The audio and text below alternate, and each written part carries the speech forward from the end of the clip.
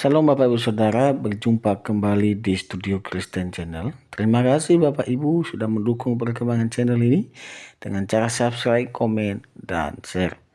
Saya berharap dan berdoa supaya Bapak Ibu dilindungi dan diberkati oleh Tuhan dan ditambahkan rezekinya oleh Tuhan. Baiklah Bapak Ibu, tanpa berlama-lama, mari kita mendengarkan diskusi antara apologet Kristen Indonesia melawan polemikus Islam. Selamat menyaksikan. Tuhan Yesus memberkati kita semua. Pandai baca. Jangan pakai basoka, Bang. Suara menggema. Sorry. Oke, Des. Ya, silakan nyalakan kamera dulu. Japan bisa. Kamera.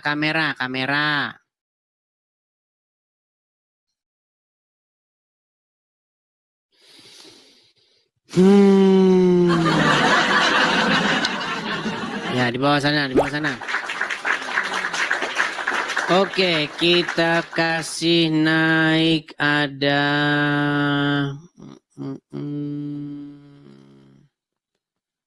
bentar ya, teman-teman ya. Naufan Galih Nugraha. Coba kita kasih naik ada Naufan Galih Nugraha ya.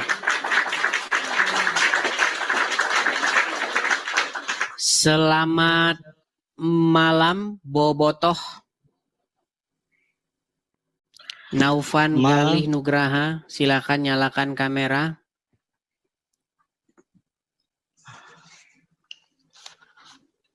Silakan Bang. Halo.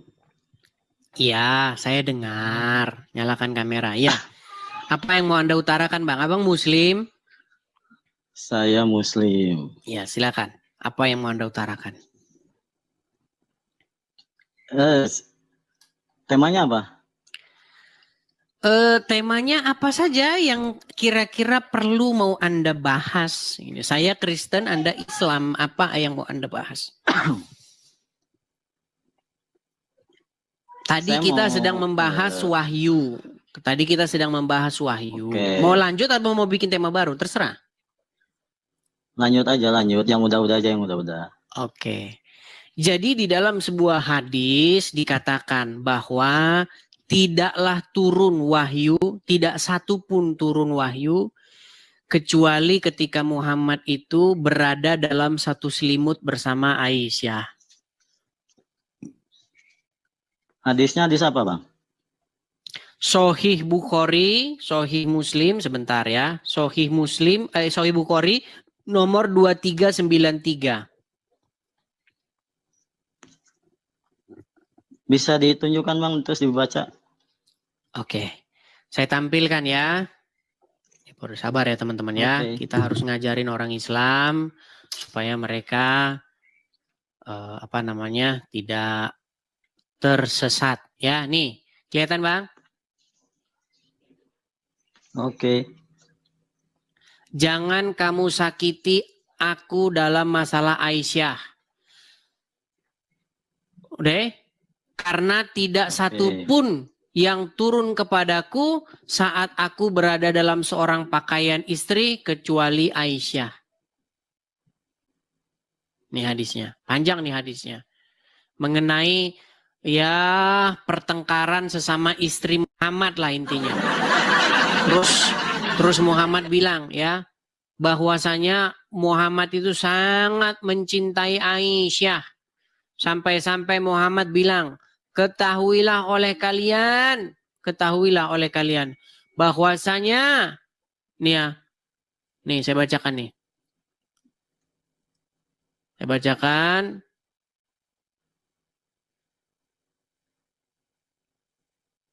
Bentar ya.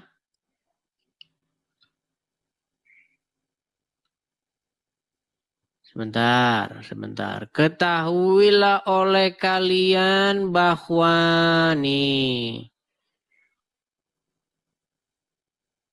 Mana sih tadi ya? Sahih Bukhari dan seterusnya, Aisyah pemilik rumah dan seterusnya berbicara kepadaku Rasulullah bahwasanya dan seterusnya bersama istri Rasulullah dan seterusnya dikatakan. dan seterusnya, maka Ummu Salamah dan seterusnya, bicaralah kepadaku dan Halo, seterusnya. Bang. Nah ini ya, nih. Halo. Janganlah nih, maka Nabi Muhammad SAW bersabda, jangan kamu sakiti aku dalam masalah Aisyah, karena tidak satu wahyu pun yang turun kepadaku saat aku berada dalam pakaian seorang istri, kecuali Aisyah. Jadi menurut ayat ini, tidak pernah wahyu turun selain kecuali daripada Muhammad sedang berada dalam satu selimut bersama istrinya, yaitu Aisyah. Ya, silakan. Apa yang mau Anda komentari? Apa yang mau Anda tanggapi? Silakan. Untuk hadis ini saya nggak tahu, Bang. Jadi saya nggak bisa komen untuk hadis ini. Yang lain aja, yang tadi yang sebelum hadis ini, Bang. Makanya saya bilang, Anda masih Islam karena Anda tidak tahu. Enggak mesti semua Islam tahu hadis, Bang. Iya, Takutnya tapi kesimpulannya pasti. Ya, Anda bilang tidak pasti, tidak mesti, tapi mesti semua Islam masih Islam karena pasti tidak tahu isi Quran dan hadis. Seandainya mereka tahu isi Quran dan hadis, mereka pasti akan meninggalkannya. Belum tentu. Coba yang lain, yang tadi, yang sebelum ini. Yang sebelum itu, bagaimana Aisyah berkata, pekerjaan Allah itu tiada lain, tiada bukan, hanyalah menuruti hawa nafsunya Muhammad. Itu keterangannya di mana, Bang?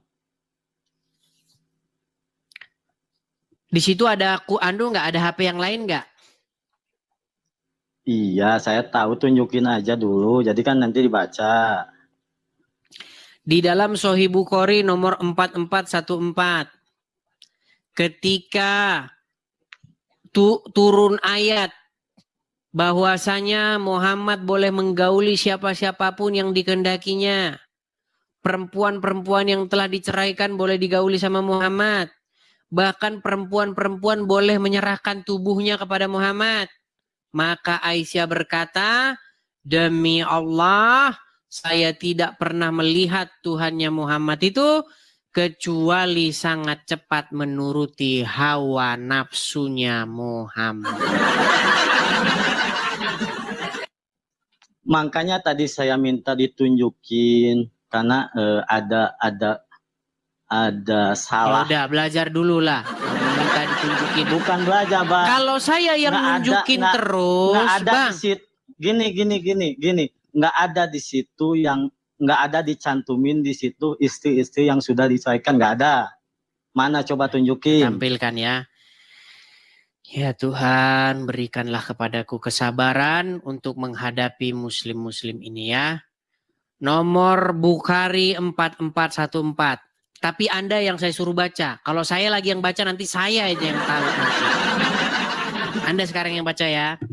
Bang, kamera jangan makin turun. Nanti hilang Anda. Coba naik ke atas. Nah, gitu loh. Ya. Jangan malu.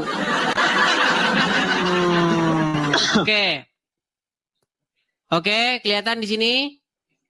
Oke, coba Anda yang baca. Kamu boleh? Mana? Kamu boleh. Iya. Kamu baca. Boleh menangguhkan siapa yang kamu kehendaki di antara istri-istrimu, dan boleh pula siapa yang kamu kehendaki. Dan boleh pula menggauli siapa yang kamu kehendaki, siapa-siapa yang kamu pergauli kembali. Mana? Mendadak pura-pura nggak bisa baca.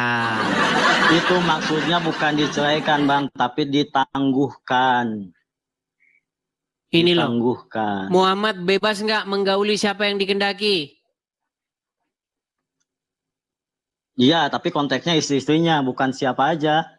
Mana di sini istri-istrinya? Ini loh, kamu boleh menangguhkan menggauli siapa-siapa yang kamu kehendaki. Dan boleh pula menggauli siapa-siapa yang kamu kehendaki. Dan boleh pula menggauli perempuan-perempuan yang telah kamu cerai. Maka tidak ada dosa bagimu. Makanya Aisyah berkata, demi Allah saya tidak pernah melihat Tuhanmu kecuali sangat cepat memenuhi keinginanmu. Bentar, saya buka dulu ya. Lama-lama tinggal jidat doang. Sudah malu dilihat orang jadi orang Islam. Enggak lah, enggak ada malu.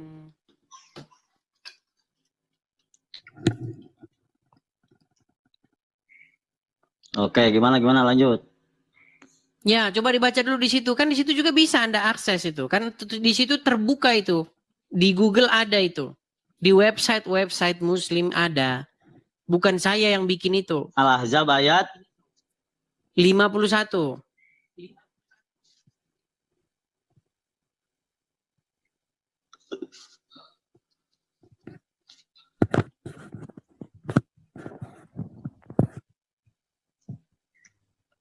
nggak ada di sini cerai Bang, nggak ada.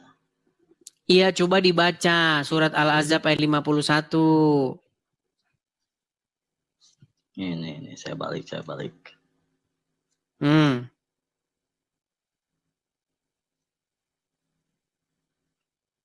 Ya.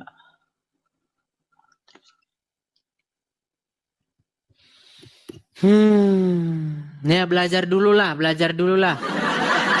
Alasan Anda masih Islam ya karena nggak ngerti agama Islam. Yo, gimana nih? Cobalah, nggak usahlah berkeras hati. Apa gunanya kalian ini bersikeras atau berkepala batu, ngeyel? Apa sih gunanya? Bukankah lebih baik kalian menerima kebenaran? Apa pesan saya kepada kalian? Tinggalkanlah Muhammad. Marilah datang kepada yang benar. Buka pintu hati kalian. Apa yang menghalangi kalian untuk datang kepada Tuhan Yesus? Wahai kaum muslimin wal muslimat. Apakah kalian masih mengikuti yang sosok seperti itu? Bahkan Al-Quran kalian sendiri sudah mengatakan. Quran loh sudah mengatakan. Bahwasanya kalian itu diwajibkan mengimani kitab-kitab sebelumnya. Apa itu? Taurat dan Injil. Karena di dalamnya terdapat petunjuk dan cahaya. Itu diperintahkan kalian untuk mengimani kitab-kitab Injil, kitab-kitab sebelumnya.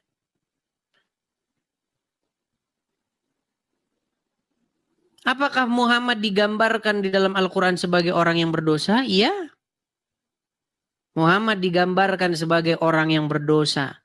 Bahkan di dalam Al-Quran, Muhammad digambarkan sebagai orang yang mata duitan.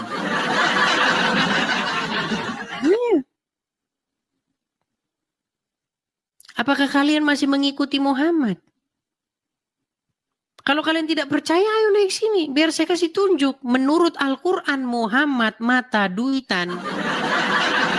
Nggak percaya kalian. Silakan naik ke sini. Bantah perkataan saya. Sungguh nekat yang nyata kalau kamu mengatakan saya bohong. Yo, silakan. Samsul Huda. Nyalakan kamera Anda. Silakan. Halo. Ya, Muslim ya Bang? Ya Muslim. Betul tidak yang saya katakan itu Bang? Atau saya berdusta? Ya Muslimnya benar. Kalau yang dibilang tadi ya belum tentu benar gitu. Menurut Al-Quran Muhammad mata duitan nggak? Enggak. Oke, coba buka surat Abasa. Surat apa? Abasa. Surat Abasa. Ayat berapa, Bang? Kita mulai dari ayat pertama sampai ayat yang ke-7. Surat Abasa. Abasa wa tawalla, coba.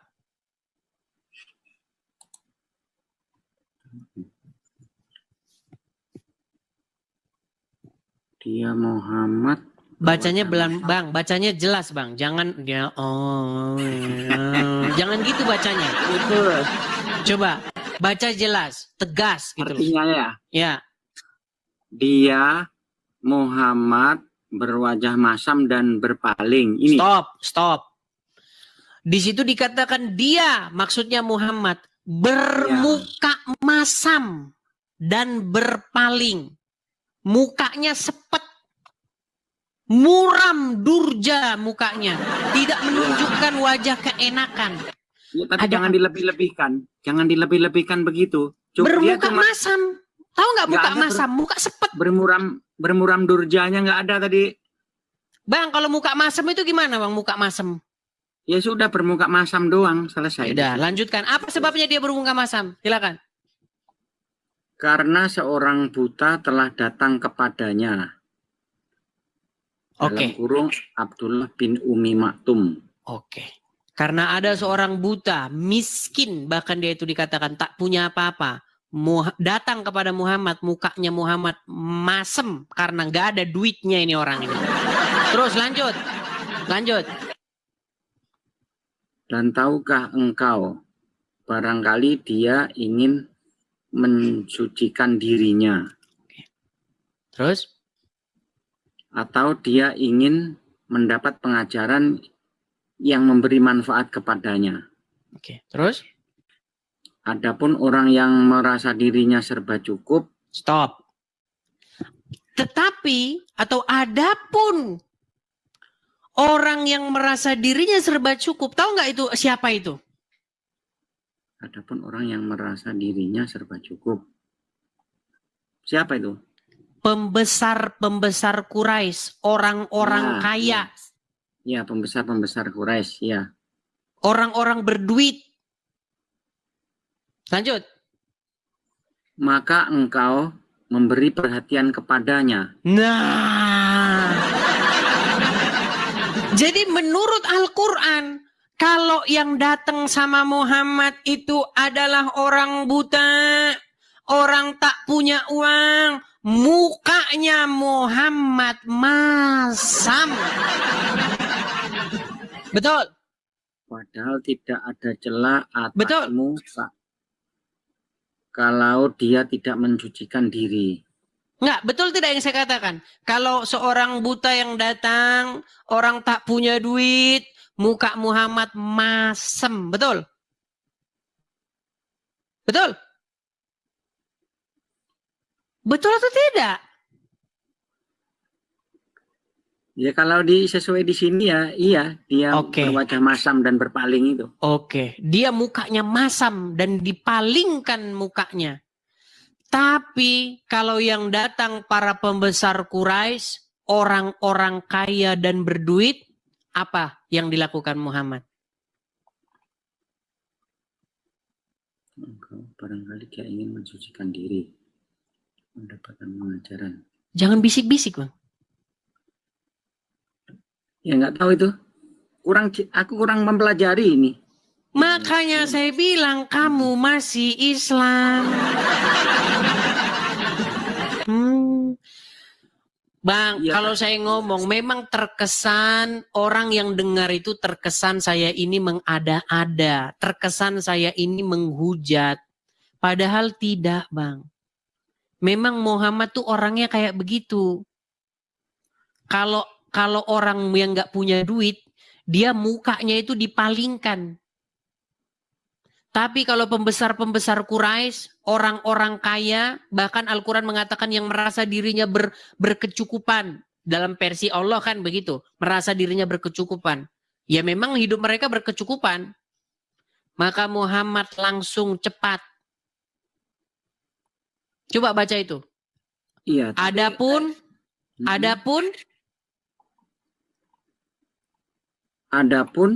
orang yang merasa dirinya serba cukup, pembesar-pembesar Quraisy, maka engkau memberi perhatian kepadanya. Iya, langsung. Nah, itu bertolak belakang dengan Tuhan Yesus, Bang. Ya maksudnya ini aku baru tahu ini gitu loh. Mungkin bisa dipercaya apa enggak ini? Itu Al-Quran kok bisa dipercaya? Al-Quran itu Al-Quran. Coba nanti aku tanyakan dulu lah ke yang ngerti. Iya, ada tafsir-tafsirnya di situ, baca saja. Sangat bertolak belakang dengan Tuhan Yesus. Ketika Tuhan Yesus menghadapi orang-orang ahli-ahli Taurat, pemuka-pemuka agama, dikecamnya mereka. Bahkan dikatakan mereka itu perampok katanya. Enggak ada yang ngomong perampok. Jangan ditambah-tambah. Ini kan nggak nyambung kan, aduh. Itu berbeda dengan apa? Dengan karakter Tuhan Yesus di dalam Injil. Karakter Tuhan Yesus di dalam Injil itu bertolak belakang dengan Muhammad. Ketika Tuhan Yesus berjumpa dengan alim ulama, pembesar Yahudi. Para pemuka agama dikatakan mereka itu perampok. Mereka menjadikan bait Tuhan sebagai ajang bisnis. Mereka menjadikan rumah Tuhan sebagai tempat berjualan. Jadi bisnis sama mereka rumah Tuhan itu. Jadi sarang merampok uang jemaat itu. Yang dikecam oleh Tuhan Yesus. Makanya berbeda, bertolak belakang. Makanya para alim ulama itu ingin membinasakan Tuhan Yesus. Gitu loh. Ketika ada seorang memberikan persembahan. Ada seorang janda tua yang hanya memberikan persembahan berapa? 2 peser atau bagaimana itu. Mata uang yang paling kecil itu kalau tidak salah. Apa kata Tuhan Yesus? Perempuan ini memberikan lebih banyak daripada semua orang katanya. Kenapa kok bisa Tuhan Yesus mengatakan begitu?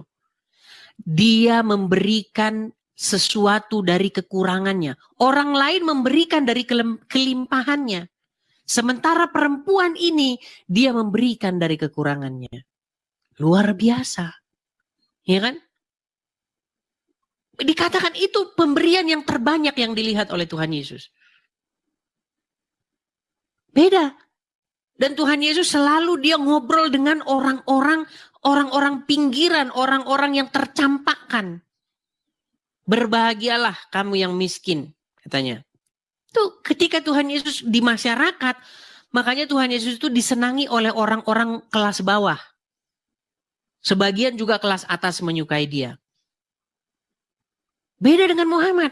Kalau Muhammad ada orang buta, buang muka dia. Kalau kata lagu slang, papa mamamu tolakkan pinggang dan berkata, kamu jangan datang lagi ke sini ya.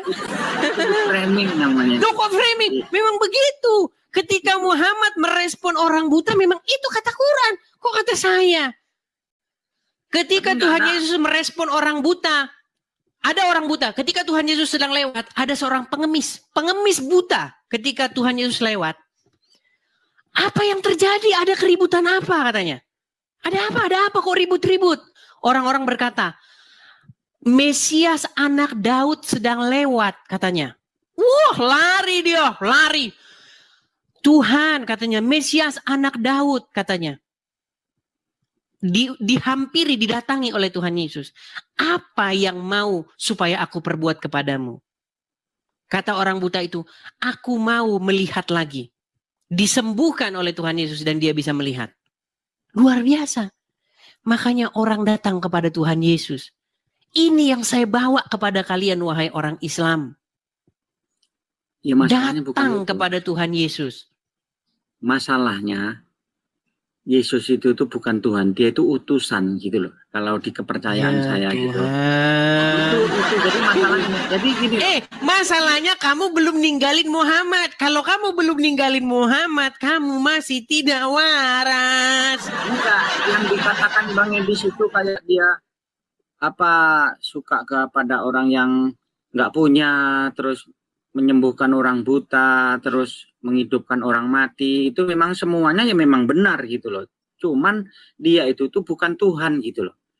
Utusan, wakil dari Bang, yang bilang Yesus itu adalah sang Bapa itu sendiri siapa?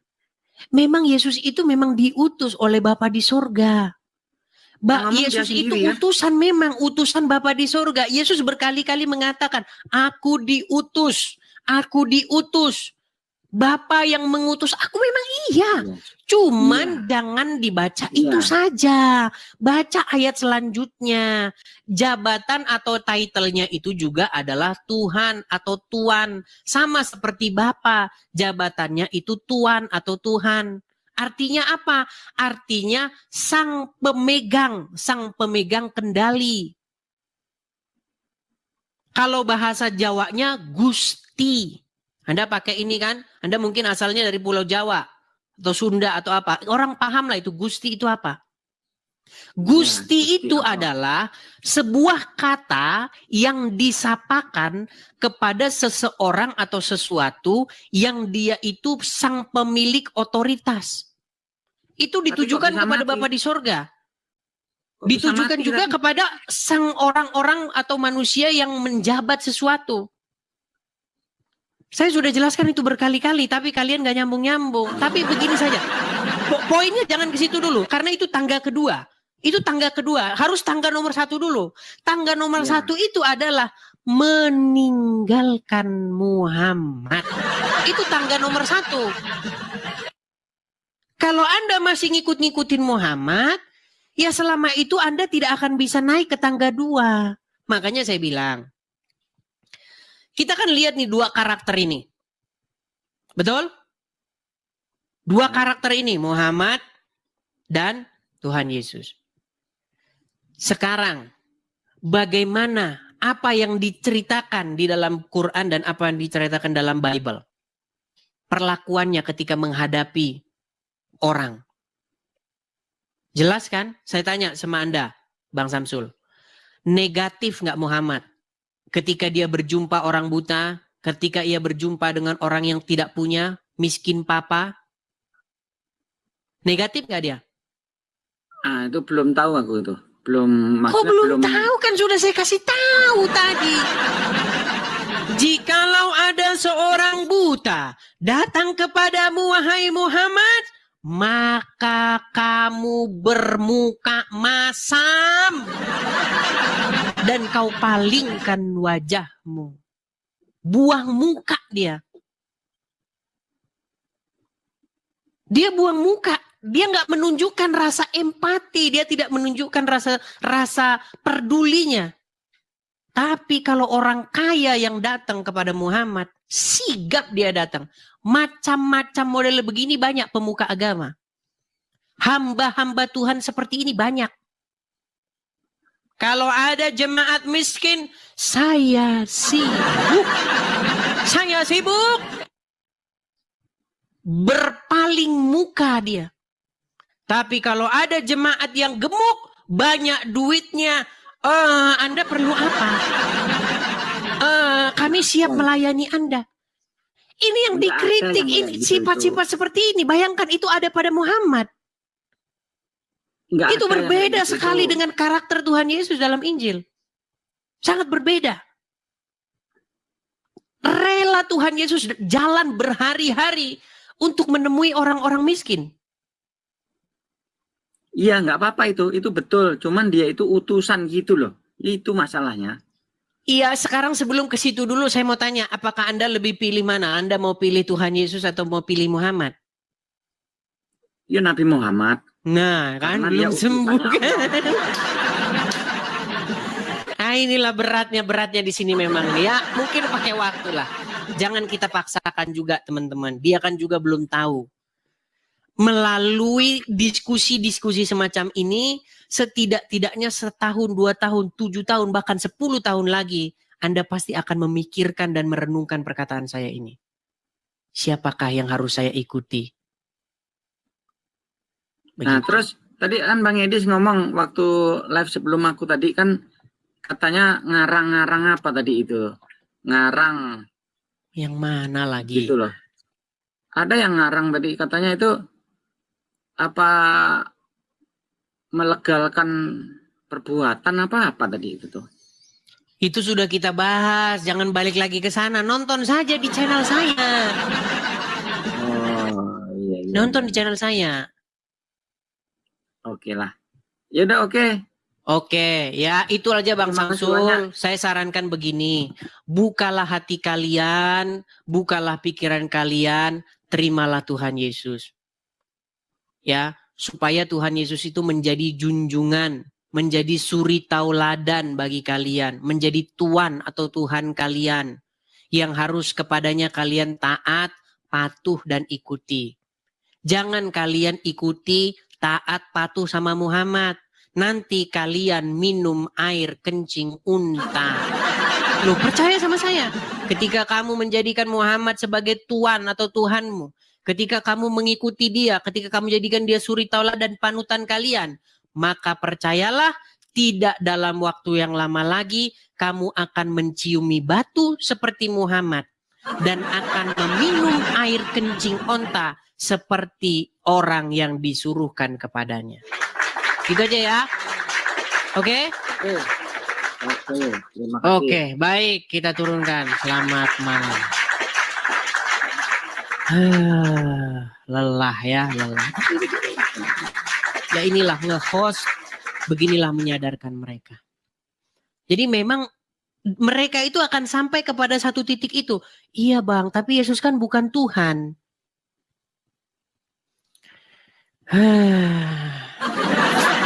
Balik-balik lagi, kita bahas lagi Tuhan apa. Kalau kamu tanya sama saya itu percaya Muhammad itu juga Tuhan. Percaya saya, Tuhanmu. Bahkan saya ini juga percaya iblis itu juga Tuhan. Iya. Tetapi apakah saya mau menjadikan dia sebagai Tuhan saya? Saya tidak mau. Saya percaya iblis itu Tuhan, tapi saya tidak mau menjadikan dia sebagai Tuhan saya. Saya maunya menjadikan Yesus sebagai Tuhan saya. Begitu. Makanya kamu harus mengerti Tuhan itu apa. Masa itu terus kita diskusi itu terus? Mana sih Anda? Ayo, silakan yang muslim-muslim. Kita kasih naik. Udah berapa jam sih ngomong-ngomong teman-teman? 2 jam. 2 jam sudah. Gimana lanjut? Lanjut? Lanjut atau sudah? Lanjut. Oh, kalau ngomong lanjut. Oke, kita lanjutkan. Kita kasih naik ada Cam Channel.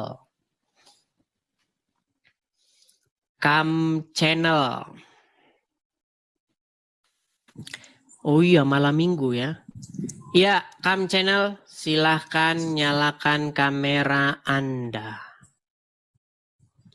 Cam Channel. Oke. Iklan siap. dulu ya, kita belum iklan dari tadi nih. Ya, Bang, gelap Bang. Gelap. Bentar bang. Bentar. Muslim atau Kristen Bang? Alhamdulillah Muslim bang. Muslim. Silakan Bang, Abang mau utarakan apa? Silakan. Utarakan apa? Jadi begini bang. Hmm. Mana saya menjelaskan itu ya? Jadi ada disebutkan bahwasanya, tapi kurang tahu pasti juga kan, mungkin karena ada di channel-channel yang lain, maksudnya Bang, ada kipas di situ Bang. Ada kipas di situ. Ada bang. Coba matikan dulu. Oke, Bang, sebentar, kipas. pindah tempat bang. Pindah tempat. Coba ini Abang Muslim kan? Muslim. Coba tes dulu bacaan Al-Fatihah.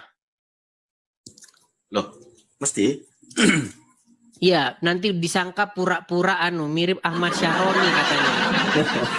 Silakan. Siap. Bismillahirrahmanirrahim. Alhamdulillahirabbil alamin. Arrahmanirrahim. Maliki yaumiddin. Iyyaka na'budu wa iyyaka nasta'in. Oke, sah, udah sah. Silakan. Silakan. Ini mungkin sempat terlintas tadi scroll gitu kan. Sebelum masuk ke channel Abang, jadi sempat ada pembahasan juga tadi di channel Bang Juma. Jadi di situ tadi ada pembahasan, tapi mungkin langsung aja ke pertanyaannya gitu kan. Apa iya benar bahwasanya Yesus pernah mengatakan bahwa nanti ada sekelompok golongan orang jahat yang akan meminta pembuktian atau suatu mukjizat terakhir keluar dari alam kubur dalam waktu 3 hari. Bukan begitu. Tidak ada perkataan seperti itu. Jadi itu sudah terjadi. Pada waktu itu ahli-ahli Taurat dan orang-orang Farisi yang memang bebal, mereka itu minta sebuah tanda. Ya. Berikanlah kepada kami sebuah tanda mujizat. Tapi karena memang mereka ini adalah orang bebal, maka Tuhan Yesus berkata, kepadamu tidak akan diberikan tanda kecuali tanda Yunus. Begitu. Ya. Oh, artinya saat itu Yesus masih hidup ya? Ya, itu sudah terjadi. Kalau di hari yang akan datang orang tidak buat lagi tanda, karena kedatangan Tuhan Yesus yang kedua itu sangat berbeda dengan kedatangan Tuhan Yesus yang pertama. Kedatangan Tuhan Yesus yang pertama,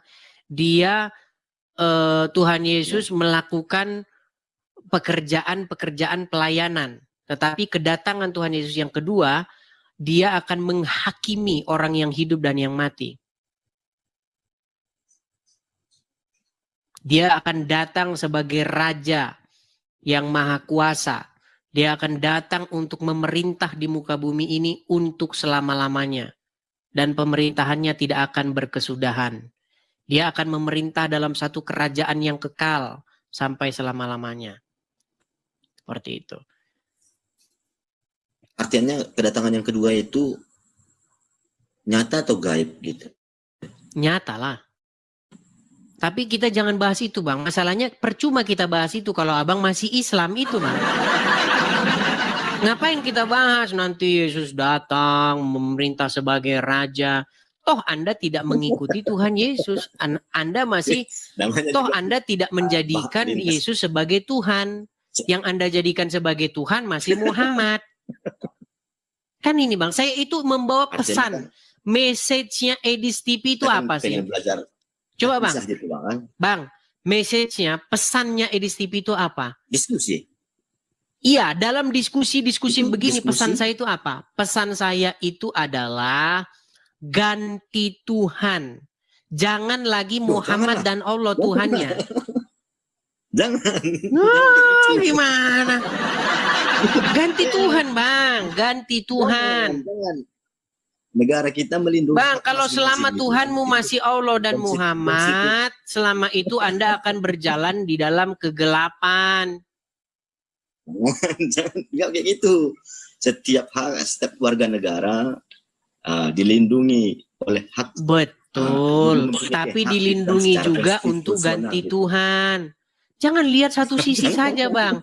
Negara menjamin setiap orang untuk bebas beragama dan memeluk kepercayaannya masing-masing. Betul. Tapi jangan lupa negara juga menjamin kepercayaan dan kebebasan untuk orang ganti Tuhan. Makanya saya bilang, kalau Tuhan kalian masih Allah dan Muhammad, segeralah ganti Tuhan kalian itu. Sudah ditentukan. Sudah ditentukan. Gimana? Sudah klop. Mungkin abang sudah klop juga kan ya gitu. Saya juga sudah Bang, klop. Kalau Anda masih menjadikan Muhammad dan Allah sebagai Tuhan,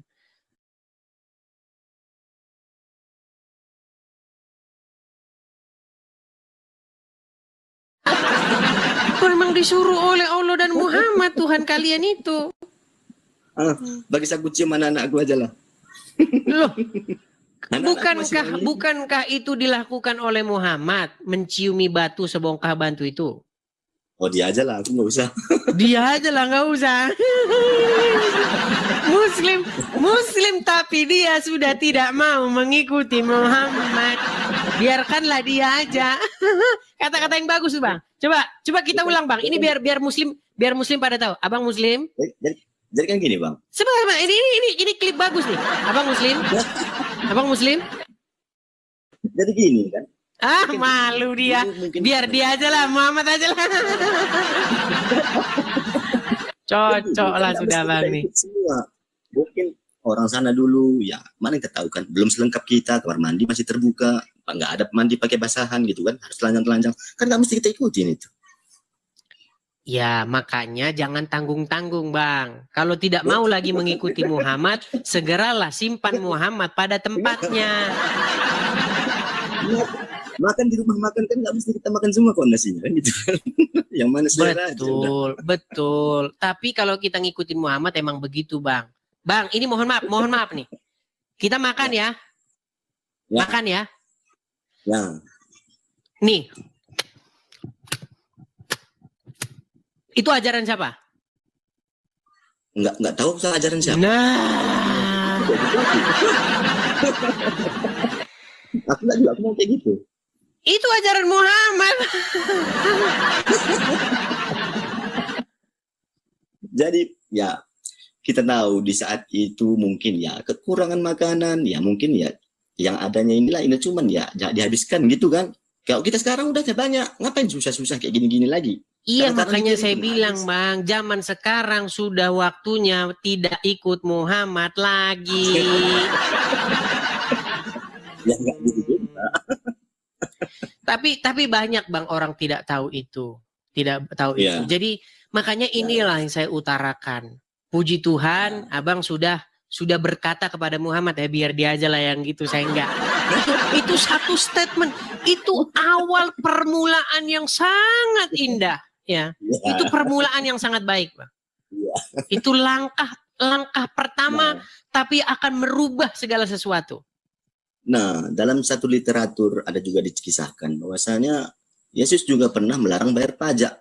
Nah, kalau kita bayar tidak pajak, pernah Yesus melarang bayar pajak. Ini Abang memfitnah lagi. Itulah fitnahan-fitnahan yang dituduhkan kepada Tuhan Yesus. Orang ini melarang supaya orang bayar pajak, itu tuduhan loh. Tuduhan ini. Oke, pada waktu itu kita tahu bahwa pada waktu itu bangsa Israel itu dijajah oleh pemerintahan Roma. Pada waktu itu ahli-ahli Taurat dan orang-orang Farisi itu mengajukan pertanyaan jebakan. Katakanlah kepada kami, apakah kami boleh membayar pajak kepada Kaisar? Ya kan? Lalu apa kata Tuhan Yesus? Bayarlah apa yang menjadi milik. Nih, saya kutipkan. Ini pertanyaan bagus nih. Anda fitnah lagi Tuhan Yesus. Sungguh Anda nekat yang nyata. Sama seperti tuduhannya ahli-ahli Taurat dan orang-orang Farisi. Perhatikan ya. Saya suka diskusi kayak gini. Nih. Masalah mengenai apakah kita boleh membayar pajak kepada Kaisar. Perhatikan. Matius 22 ya. Kita mulai di Matius 22. Oke, pasal yang ke-15. Kemudian pergilah orang-orang Farisi, mereka berunding bagaimana mereka dapat menjerat Yesus dengan suatu pertanyaan. Mereka menyuruh murid-murid mereka bersama-sama orang-orang Herodian bertanya kepadanya, "Guru, kami tahu bahwa engkau adalah seorang yang jujur dan dengan jujur mengajarkan jalan Allah. Dan engkau tidak takut kepada siapapun juga, sebab engkau tidak mencari muka.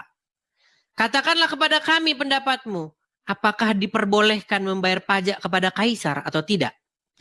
Tetapi Yesus mengetahui kejahatan hati mereka itu, lalu berkata, "Mengapa kamu mencobai aku, hai orang-orang munafik? Tunjukkanlah kepadaku mata uang untuk pajak itu." Mereka membawa 1 dinar kepadanya. Maka ia bertanya kepada mereka, "Gambar dan tulisan siapakah ini?" Jawab mereka, gambar dan tulisan kaisar.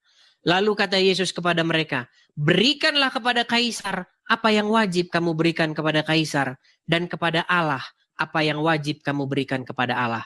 Mendengar itu heranlah mereka dan meninggalkan Yesus lalu pergi. Tapi pada waktu yang kedua kali mereka memfitnah Yesus dengan mengatakan supaya jangan membayar pajak kepada kaisar. Nggak ada Yesus melarang membayar pajak kepada kaisar. Oh, maksudnya yang kedua kali gimana tuh, Bang? Yesus kan dituduhkan dengan tuduhan-tuduhan. Ahli-ahli Taurat dan orang-orang Farisi menghasut masyarakat untuk memberikan tuduhan-tuduhan yang tidak benar. Menuduhkan bahwa Yesus menyuruh melarang bayar pajak. Tidak pernah. Orang Farisi ini nggak suka sama Yesus gitu. Makasih Awi. Iya, mereka tidak suka. Karena Tuhan Yesus memang mengecam mereka, ahli-ahli Taurat dan orang-orang Farisi.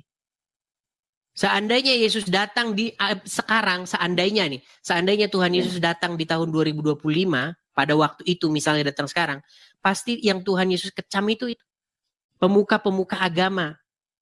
Ya. Orang-orang besar yang dikecam. Artinya yang disampaikan. Makasih Bang Beni. Makasih Kawi. Kaisar, berikanlah gitu. Iya.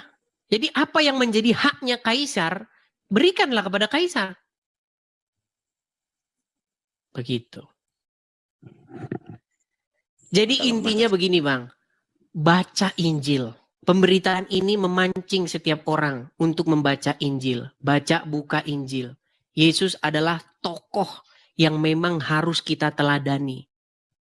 Tokoh yang tidak pernah takut bahkan terhadap orang-orang, maksudnya begini, tokoh yang dia itu menyerahkan dirinya, tokoh yang taat sampai mati, tokoh yang tidak takut terhadap pemuka-pemuka agama, bahkan dia mengatakan hal yang bertolak belakang dengan pemuka-pemuka agama. Ya. Seperti itu. Karena apa? Karena memang sebenarnya kita ini kalau bicara Bible, kita ini berbicara mengenai saya katakan roti lah ya, roti dalam tanda kutip. Roti yang diperebutkan oleh kaum Lewi. Jadi sekarang kaum Lewi sekarang itu adalah pemuka agama. Lewi itu berbicara mengenai orang yang ditugasi Tuhan untuk mewakili dia. Nah, orang-orang yang ditugasi Tuhan untuk mewakili dia, ini banyak bajingan mereka ini, banyak bajingannya. Tidak semua ya, tidak semua. Tidak semua, tapi banyak yang bajingan. Mereka menjabat tugas yang disembatkan Tuhan, tapi mereka menjadi seorang bajingan. Mereka memakan harta jemaat. Mereka menyelewengkan uang jemaat, uang Tuhan itu mereka selewengkan. Begitu. Mereka memperkaya diri mereka. Seperti itu. Itulah yang terjadi oleh para pemuka-pemuka agama. Ya. Seperti itu. Oke Bang, terima kasih Bang penjelasannya Bang. Oke. Nah, sukses selalu Bang. Oke, selamat malam ya. Ya, itulah teman-teman ya. Jadi teman-teman sekalian, saya memberitakan ini supaya teman-teman, terutama khusus Muslim, karena target saya itu adalah orang-orang Islam. Karena orang-orang Islam selama ini itu sudah dalam tanda kutip dibodoh-bodohi oleh para pemuka agamanya. Oleh orang-orang yang ya mengatakan dirinya adalah seorang yang mengerti agama Islam. Seperti Don Ditan, Juma, dan kawan-kawan. Mereka memfitnahkan ya sesuatu terhadap ajaran Kristen. Mereka fitnahkan itu. Ya, yuk silakan. Lagi. Apakah ada lagi? Ini sudah jam hampir 10:30 teman-teman. Bagaimana teman-teman? Kita lanjut lagi.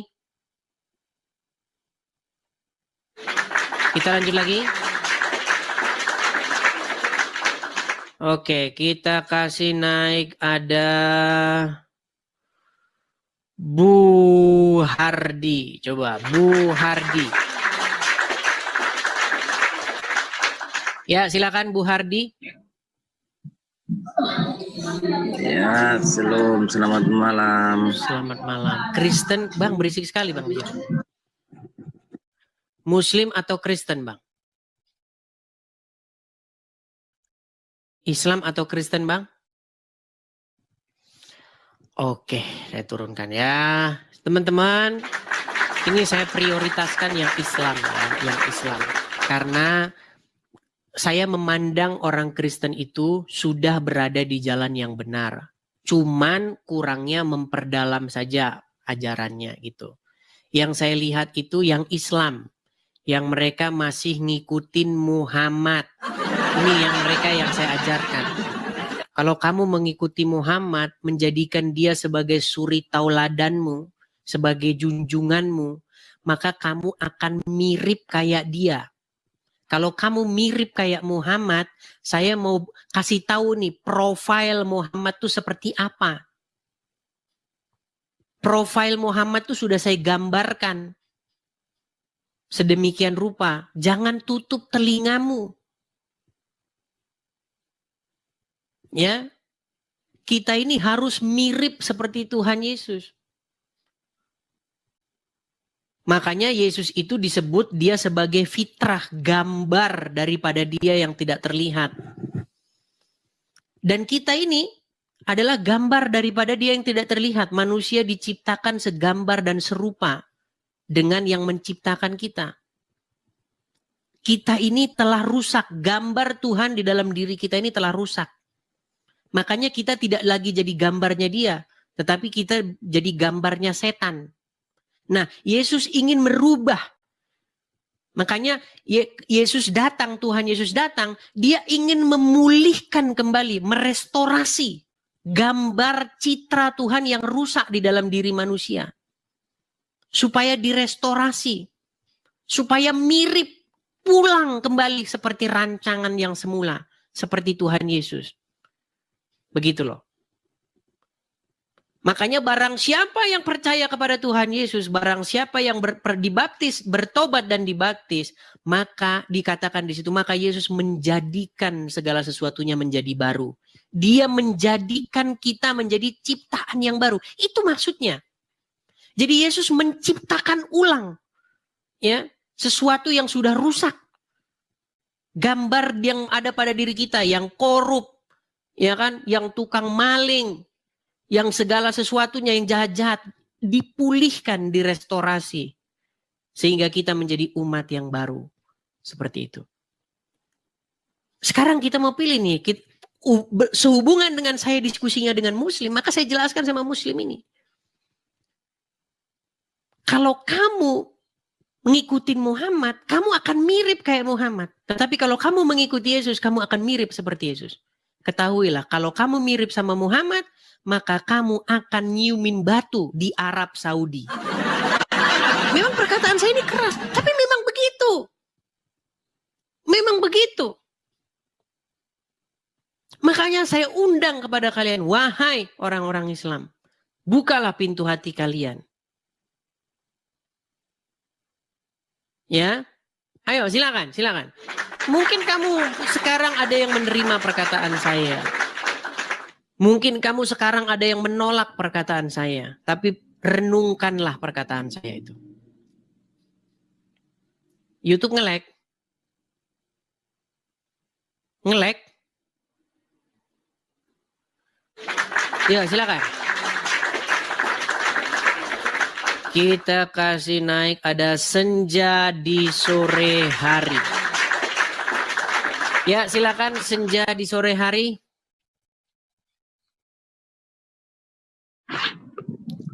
Senja di sore hari, silakan nyalakan kamera. Ini senja di sore hari atau senja di batas kota? Selamat malam Bang. Senja di batas kota. Ya silakan nyalakan kamera dulu. Islam atau Kristen? Aku Islam. Ya, tapi nyalakan kamera dulu. Loh, saya ini pribadi kok. Waduh, sulit ini kalau nggak nyalakan kamera. Begini, maksudnya begini. Kalau misalnya tidak takut ancaman-ancaman boleh pakai kacamata, boleh pakai topi, begitu. Udah gini aja, aku mau nanya nih Mas Bang. Ya, Aku lagi gimana jalan. kita mulai deh? Ini orang belum menyalakan kamera. Masih dinyalain. Gimana kita mulai deh nih? Atau gini saja, coba persiapkan. Saya tahu memang kalau Muslim ada sesuatu yang mau disampaikan bertolak belakang dengan ajaran agama Islam, memang nanti dikhawatirkan ancaman-ancaman dan lain sebagainya. Coba nanti naik tapi pakailah masker atau apa, gitu ya. Ih, rempong. Ya memang begitu, mau gimana? Ya, oke, baik, kita turunkan. Bukan rempong, ya memang begitu, aturannya memang begitu. Ya, yuk silakan. Kita kasih naik, ada sebentar ya. Dewi Caniago, oke.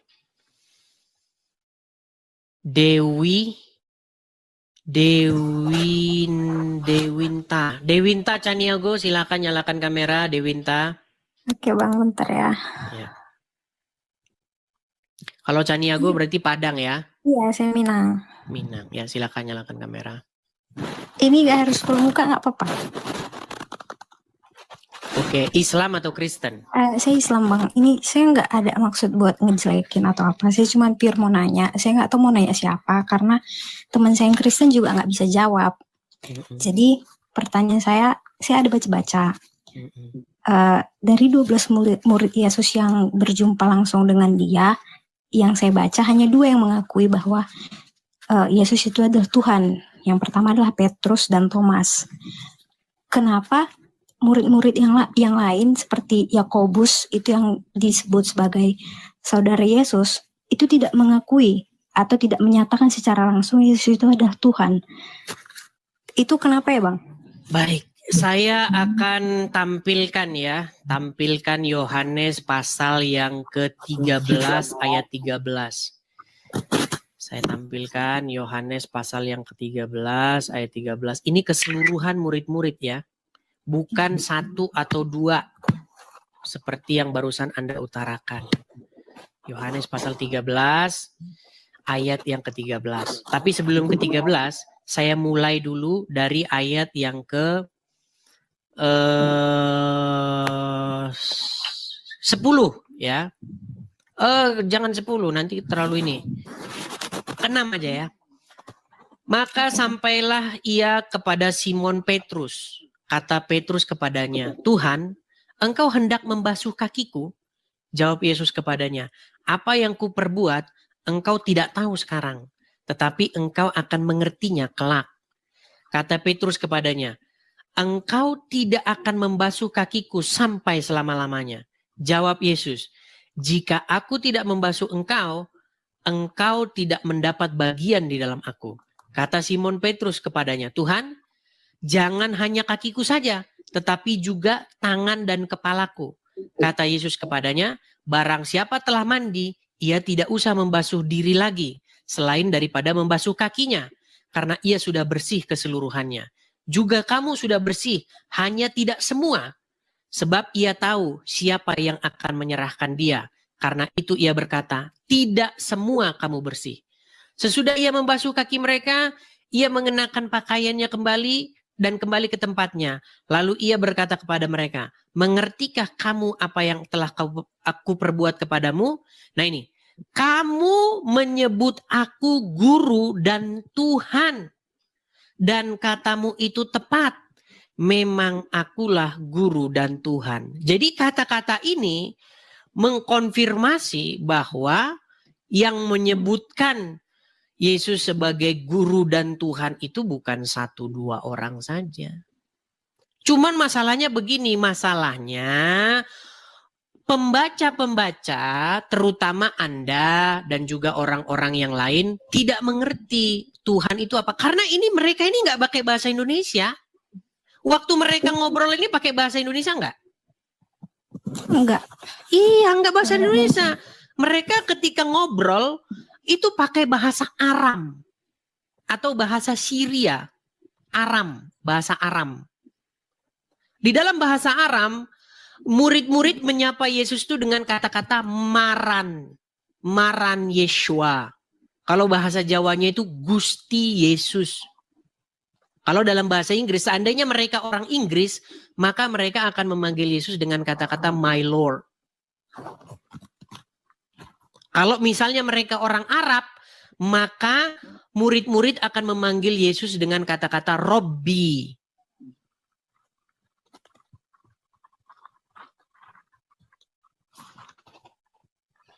Ini yang tidak dimengerti. Makanya ketika kalian berkata Yesus itu Tuhan, bukan berarti Yesus itu Bapa di sorga. Tidak. Yesus bukan Bapa di sorga. Bapa di sorga mengutus Yesus. Bahkan Yesus katakan, Bapa yang mengutus aku lebih besar daripada aku. Lebih besar daripada segalanya. Masalahnya bukan masalah itu. Masalahnya begini. Mengertikah kalian pengertian kata Tuhan itu atau Lord atau Rob itu? Atau Gusti itu? Gusti itu adalah sebuah sapaan. Sama seperti sekarang pun umat muslim yang Islam-Islam atau misalnya orang Jawa lah. Memanggil yang duduk di singgasana itu juga Gusti. Gusti dalam. Gusti siapa? Gusti Ratu siapa? Gusti. Tetapi yang di langit sana juga dipanggil Gusti. Gusti itu artinya panggilan kepada seseorang atau sesuatu yang memiliki otoritas. Jadi Bapa di surga Gusti, Yesus juga Gusti, sama-sama Gusti. Sama-sama Tuhan, sama-sama Lord, sama-sama Rob. Artinya apa? Kepadanya kita menaklukkan diri. Makanya kalau saya ditanya, apakah setan juga Gusti, apakah setan juga Tuhan? Iya, kalau kita menaklukkan diri kepadanya, maka dia jadi Tuhan kita. Dia jadi yang punya otoritas atas kita. Ketika kita dikendalikan oleh setan, ketika kita dikuasai oleh setan sehingga kita takluk kepadanya, maka setan itu jadi Lord kita. Jadi Tuan atau Tuhan kita, jadi Gusti kita. Nah, manusia tidak boleh menjadikan setan, menjadikan Muhammad, menjadikan Allah sebagai Tuhan, sebagai Gusti. Yang harus dijadikan Gusti, Bapa di sorga, Tuhan Yesus dan Roh Kudus. Begitu. Saya tidak tahu kalau Anda tidak paham-paham juga. Sakit kepala. Karena ini udah sering. Ini udah termasuk hal yang paling sering saya katakan. Tapi saya tanya dulu, paham nggak yang saya katakan? Sebenarnya saya paham, tapi nggak sepaham Anda. Karena saya juga orang di luar dari agama Kristen. Nggak mungkin saya langsung paham apa yang Anda bilang. Cuman pertanyaan saya tadi, Abang jawabnya terlalu panjang ya. Jadi saya nggak terlalu masuk. Biar saya simpelin lagi jawabannya. Dan tolong Abang jawabnya singkat aja. Ini saya benar-benar cuma pingin cari tahu karena saya juga sebenarnya tertarik. Kenapa ada pertanyaan Kristen? Ini karena tertarik pengen jadi Kristen? Tertarik belajar dulu sebenarnya. Oh, belajar dulu. Nggak apa-apa. Ada step-step. Karena kan silakan. Hidayah bisa datang dari mana aja. Pertanyaan ini karena saya belajar sebenarnya. Dan teman saya nggak bisa jawab Bang. Makanya saya udah DM kamu. Cuman belum dijawab ya, mungkin lagi sibuk. Saya baca, ini entah benar atau salah, tolong Abang koreksi. Yang saya tahu dan yang saya baca, Yakobus yang disebut sebagai saudara Yesus memimpin jemaat di Yerusalem. Kenapa dia bilang, dia mengakui bahwa ini di Taurat ya Bang, dia mengakui bahwa Yesus itu adalah Mesias. Tapi Mesias yang bukan dianggap seperti di Kristen, yang sampai menyandingkannya dengan Tuhan, yang menyamakan dengan Tuhan. Dia percaya Yesus adalah Mesias, tapi sebagai utusan Tuhan dan bukan Tuhan. Itu kenapa ya Bang? Ya, sebenarnya semuanya itu jelas kalau kita paham. Jadi di dalam Bible itu ada Tuhan, hurufnya besar semua. Kalau kita buka LAI, ada dia Tuhan hurufnya gede semua itu. T-nya besar, U-nya besar, H-nya besar, A-nya besar, N-nya besar. Ada Tuhan yang cuman T-nya aja huruf besar. Itu beda itu. Di dalam Lukas pasal yang kedua ayat 22. Dan ketika genap umur 8 hari, maka ia disunatkan. Dan dia diserahkan kepada Tuhan. Yesus yang Tuhan diserahkan kepada Tuhan. Ini kalau orang yang saya katakan gak pernah belajar, gak pernah mengerti pengertian kata-kata, memang bingung. Memang Yesus bukan Tuhan dalam pengertian Yesus bukan Tuhan Bapa itu. Makanya kata Tuhan tuh ditujukan kepada siapa dulu. Sama kayak gini loh. Saya hari ini mau makan sama presiden. Presiden itu siapa? Prabowo kah? Putin kah? Siapa di situ? Makanya di dalam Bible ketika ada kata Tuhan, kata itu siapa? Ditujukan kepada siapa? Gitu loh.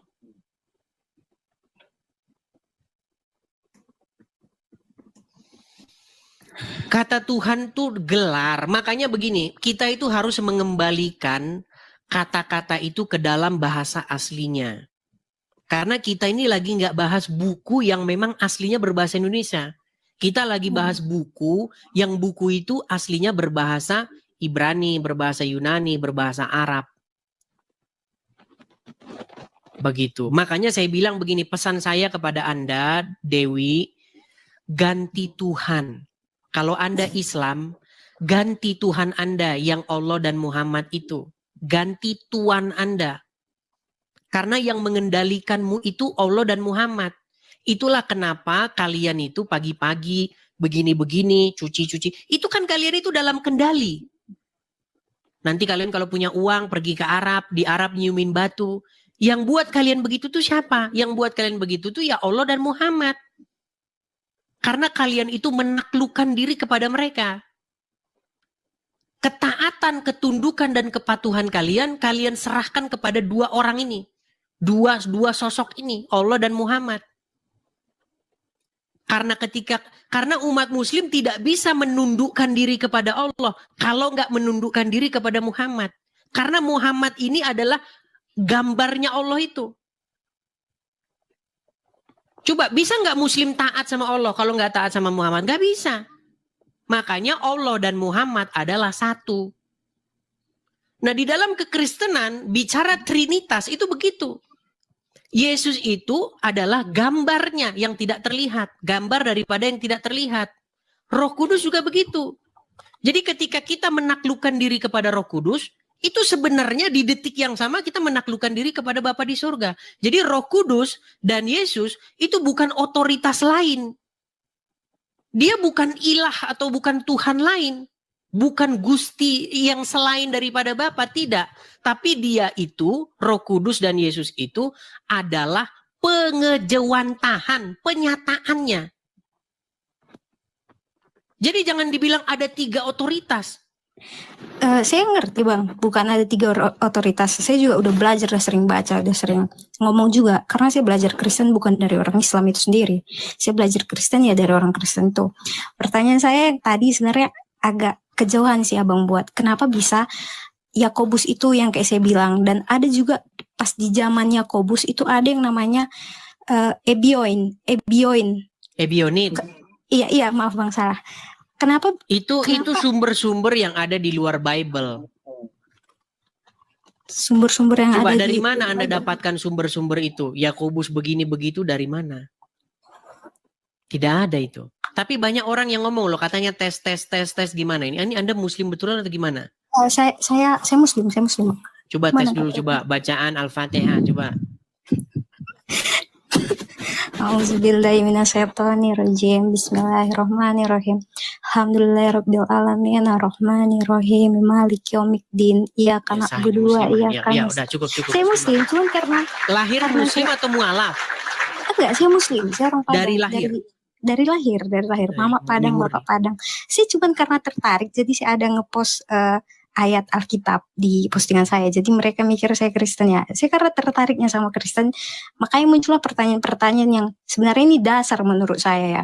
Dan saya harus dapat jawabannya. Karena kan saat kita mengimani apapun, kita nggak bisa cuma iman aja. Kalau nggak terjawab di akal saya nggak bisa terima. Betul. Tapi saya mau tanya tentang keislamanmu. Apakah kamu sudah mulai ragu-ragu dengan agama Islam? Jawab jujur.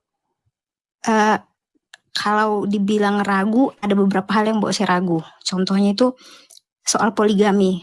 Saya dengar beberapa ustadz bilang seperti ini. Tapi itu sebenarnya nggak relate untuk di tahun sekarang. Yang dibilang ayat itu diturunkan pada saat untuk mengurangin istri-istri mereka pada zaman dahulu. Kalau dibilang untuk mengurangin, sekarang kan mayoritas tidak banyak istri ya, kenapa itu masih bisa dipergunakan dengan alasan bisa dibilang untuk medis, misalnya istrinya nanti tidak bisa memberikan keturunan, banyak hal yang nggak bisa diterima di ayat Oke, itu. tapi begini, saya mau tanya dulu, siapa Dewinta. Dewinta. Sebelum-sebelumnya sudah sering nggak nonton Edis TV? Dari ayah sih. Oh, dari Terus, ayah. Iya, dari ayah. Terus saya dengar ada beberapa hal yang masuk ke otak saya. Makanya ini saya udah DM. Mengenai bagaimana Muhammad menyuruh wanita menyusui laki-laki lain?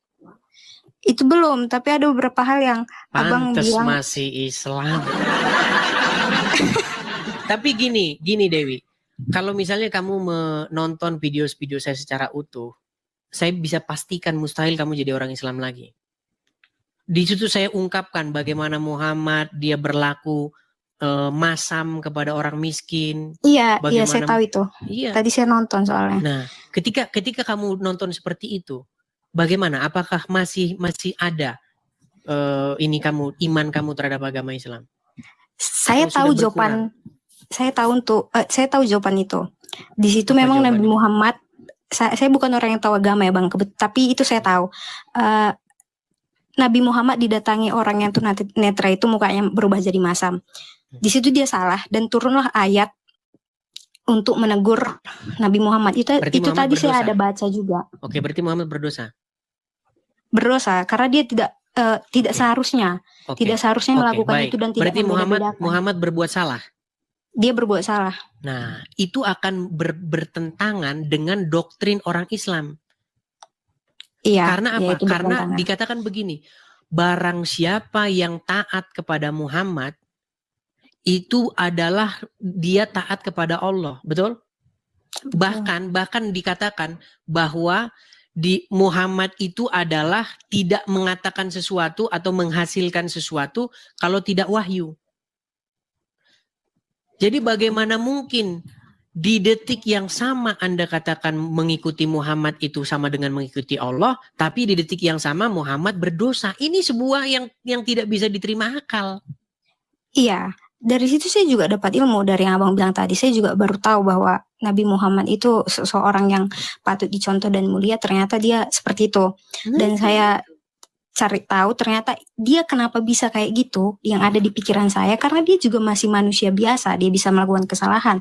Tapi nggak menses saya rasa kalau dia sebagai seorang apapun tindakannya itu kan dibilang di Islam orang yang mulia dan apapun yang dia bilang, perkataannya, perbuatannya patut untuk dicontoh. Tapi di satu sisi dia ternyata masih berperilaku seperti itu. Itu juga saya baru tahu ternyata. Itu makanya artinya begini. Mengapa orang yang seperti itu berbuat dosa, berkali-kali jatuh dalam dosa, lalu Anda tuhankan dia? Sebenarnya Bang, kayak gini. Ini saya berbicara sebagai orang Muslim. Kalau sampai menuhankan manusia di kami itu sebenarnya tidak ada. Tapi kenapa dia diagung-agungkan? Nah, berarti dia tidak paham menuhankan. Sampai hari ini nggak paham menuhankan. Bukan menuhankan. Tadi abang bilang kan. Tadi abang bilang apa? Sorry. Kan Muhammad sudah Anda akui sebagai seorang yang berbuat salah. Iya. Sebagai seseorang yang berdosa. Bahkan Anda katakan dipertanyakan nih bagaimana ini diikuti, dijadikan suri toladan, betul? Iya. Nah, ketika Anda sudah mempertanyakan dia sebagai suri toladan, mengapa masih saja Anda menjadikan dia suri toladan atau mempertuhankan dia? Mempertuhankan itu maksudnya gini loh, menjadikan dia sebagai sosok yang kepadanya Anda mematuhkan diri Anda, menaklukkan diri. Justru karena itu saya belajar Kristen. Nah, udah makanya ganti Tuhan, ganti junjungan. Ganti suri tauladan, ganti yang kepadanya Anda patuh taat. Itu maksudnya menjadikan dia sebagai Tuhan itu. Menjadikan Bapa di surga sebagai Tuhan bukan melantik dia jadi sang pencipta. Gak ada gunanya kita melantik seseorang jadi sang pencipta. Karena sang pencipta itu tidak bisa kita lantik. Kalau dia sang pencipta, dia akan terus sang pencipta. Makanya kita tidak bisa ganti yang menciptakan kita. Tapi kita bisa ganti siapa Tuhan kita.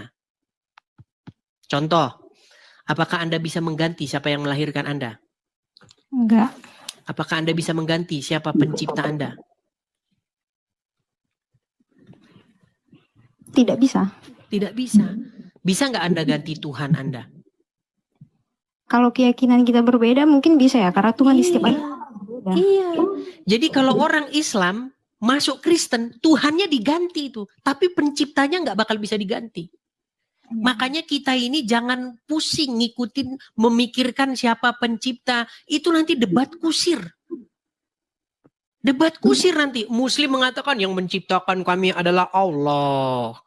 Orang Kristen nanti mengatakan yang menciptakan kami adalah Bapa di surga. Nanti sini mengatakan yang menciptakan kami ini. Kita debat kusir. Ini kenapa dia bilang saya pembohong ya? Mereka mikir saya Kristen kah? Tadi kita sudah tes teman-teman. Dia sudah baca Al-Fatihah, sudah baca ini. Dia muslimah teman-teman. Foto Mama saya Caniago. Coba bahasa Padang dulu coba. Bang, saya tinggal di Sumatera Utara, Tanah Karo. Jadi saya lebih fasih berbahasa Karo. Oh begitu. Iya. Jadi udah lahiran sana ya. Ya udah lahir di sini. Bahkan pulang ke Padang yang nggak pernah. Bahkan udah nggak pernah ke Padang. Tapi dia muslimah ini. Muslim. Caniago ya. Iya. Ya logatnya. Memang gitu teman. Jangan salah teman-teman. Makanya teman-teman juga jangan kelamaan di kampung juga. Gini loh. Ada orang dia itu udah kelahiran situ. Jadi udah nggak bisa bahasa sukunya. Jangan salah. Di sini di sini banyak orang kelahiran sini udah nggak ngerti dia ngomong bahasa ininya nggak ngerti. Banyak di sini juga begitu sama. Iya, dan yang buat saya tertarik juga sama Kristen itu karena saya tahu ajaran Islam itu lebih mengedepankan hukum dan kasih. Tapi kalau Kristen kan lebih mengedepankan kasih. Itu yang buat saya sebenarnya lebih tersentuh. Itu awal mulanya sih. Ya pelan-pelan lah ya. Intinya belajar perlahan-lahan nanti Anda juga akan mengerti maksud saya. Intinya saya cuma pesan begini. Untuk sekarang ini ganti siapa yang harus kita ikuti. Kalau kita ngikutin Muhammad, ya puji Tuhan saya tidak banyak lagi menjelaskan. Anda pun sudah mengkonfirmasi kan bahwa dipertanyakan dia itu masa kayak begitu diikuti, betul? Betul. Nah, coba kalau mengikuti Yesus, hal apa yang membuat hati kita tertutup untuk mengikuti Tuhan Yesus, mengikuti Yesus?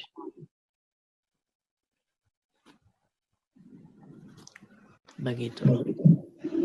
Jadikanlah Yesus sebagai Tuhan, sebagai Tuhan di hidup kita. Maksudnya supaya dia itu memerintah. Karena yang memerintah di hati Anda ini masih Muhammad. Walaupun udah dikit-dikit lagi ada sepak dia dari hati Anda.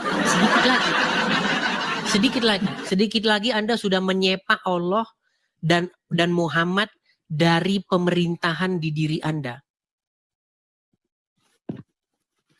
Begitu. Oke, gitu aja lah ya. Mudah-mudahan Anda paham lah dengan bahasa-bahasa saya. Oke? Terima kasih Bang. Oke, sama-sama Dewinta Caniago. Oke, saya turunkan Dewinta Caniago. Selamat malam. Iya, teman-teman sekalian. Gimana teman-teman? Ini sudah hampir 3 jam teman-teman. Sudah mulai lelah melanda. Rehat dulu kita teman-teman. Besok ke gereja. Oke, itu aja ya teman-temannya, kita rehat dulu. Iya, udah kita 3 jam kita belum iklan. Itulah di akhir-akhir kita iklan. Ya itulah teman-teman ya. Melalui siaran ini semoga teman-teman semakin paham akan iman kita.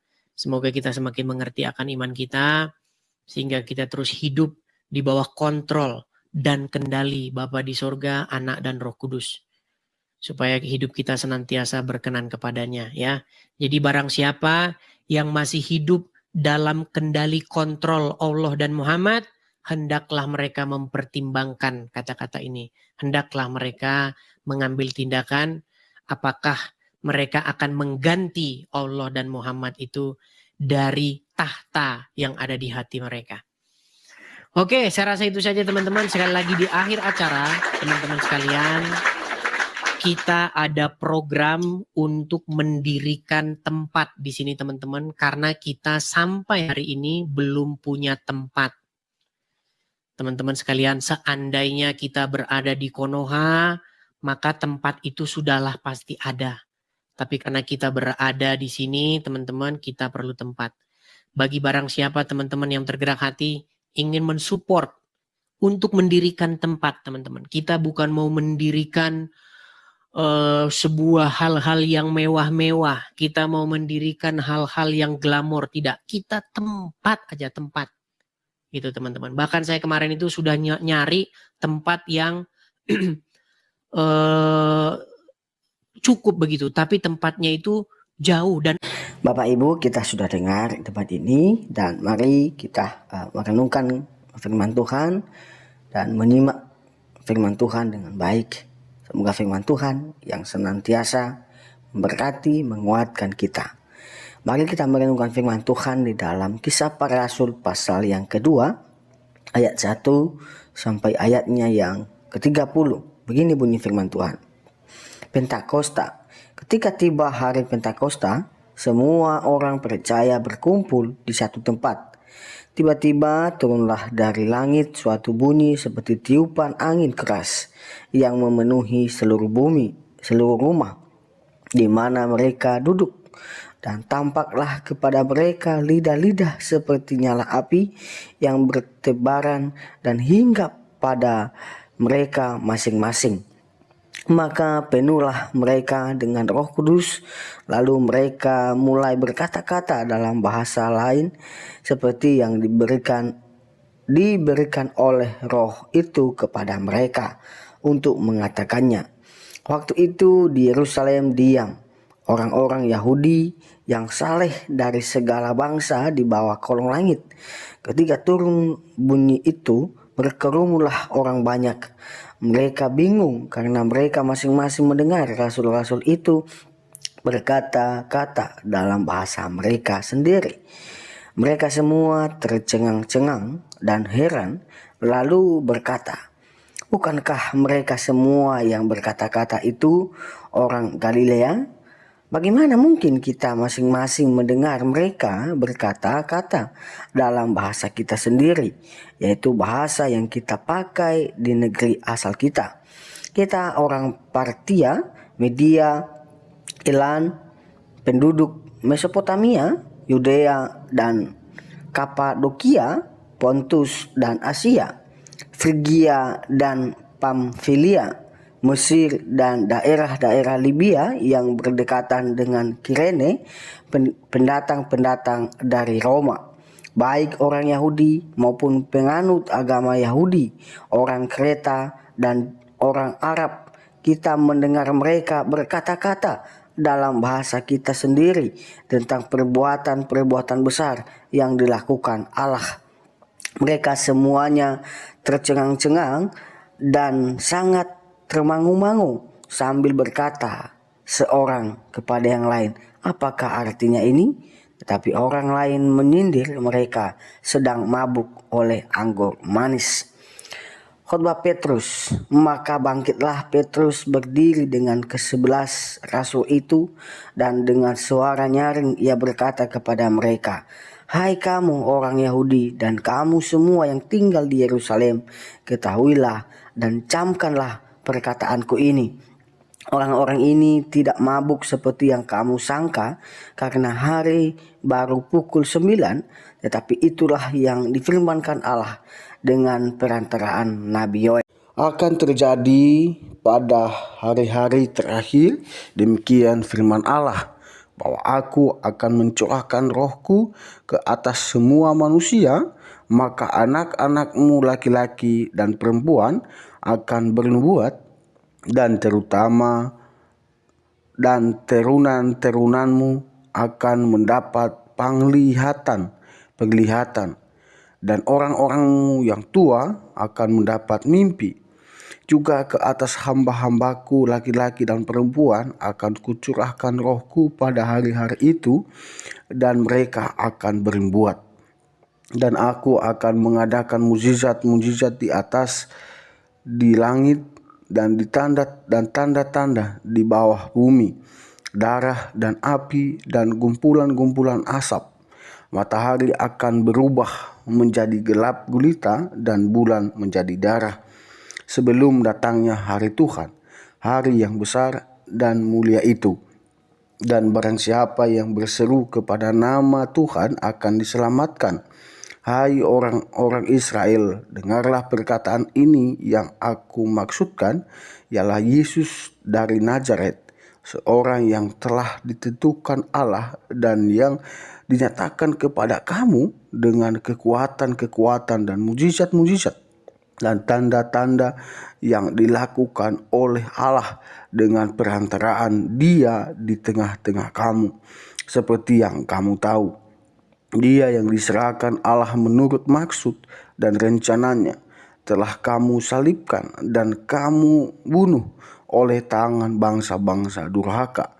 Tetapi Allah membangkitkan Dia dengan melepaskan Dia dari sengsara maut, karena tidak mungkin Ia tetap berada dalam kuasa maut itu. Sebab Daud berkata tentang Dia, aku senantiasa memandang kepada Tuhan, karena Ia berdiri di sebelah kananku. Aku tidak goyah. Sebab itu hatiku bersuka cita dan jiwaku bersorak-sorai, bahkan tubuhku akan diam dengan tentram. Sebab Engkau tidak menyerahkan aku kepada dunia orang mati, dan tidak membiarkan orang kudus-Mu melihat kebinasaan. Engkau memberitahukan kepadaku jalan kehidupan. Engkau akan melimpahi aku dengan sukacita di hadapan-Mu. Saudara-saudara, aku boleh berkata-kata dengan terus terang kepadamu tentang Daud, bapa bangsa kita. Ia telah mati dan dikuburkan, dan kuburannya masih ada pada kita sampai hari ini. Tetapi ia adalah seorang nabi, dan ia tahu bahwa Allah telah berjanji kepadanya dengan mengangkat sumpah bahwa ia akan mendudukan seorang dari keturunan Daud sendiri di atas tahtanya. Ayat 1, karena itu ia telah melihat ke depan dan telah berbicara tentang kebangkitan Mesias, ketika ia mengatakan bahwa Dia tidak ditinggalkan di dalam dunia orang mati, dan bahkan dagingnya tidak mengalami kebinasaan.